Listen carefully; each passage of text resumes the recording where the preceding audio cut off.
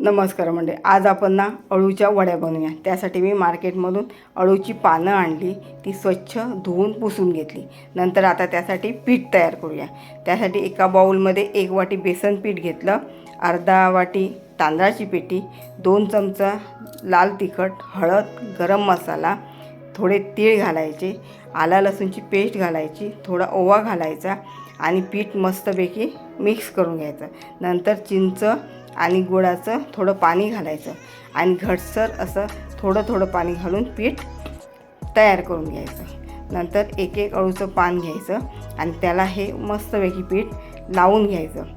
वर पानं पुन्हा लावायची। माझी पानं फार छोटी आहेत ना, म्हणून मी जास्त लावते।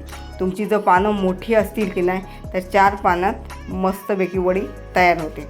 चारही बाजूनी वडी दुडून घ्यायची पानं, आणि जी पानं दुडलीत त्याच्यावर सुद्धा मस्त पीठ लावायचं आणि असं घट्टसर अशी वडी तयार करून घ्यायची। नंतर एका प्लेटला तेल लावायचं, त्यात त्या वड्या ठेवायच्या आणि 15 मिनटं वाफ देऊन घ्यायची।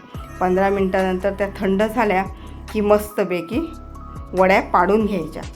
एका पॅनमध्ये तेल कडकडीत गरम करायचं आणि त्या वड्या खमंग खुसखुशीत फ्राय करून घ्यायच्या। अशा नक्की करून बघा आणि मला कमेंटमध्ये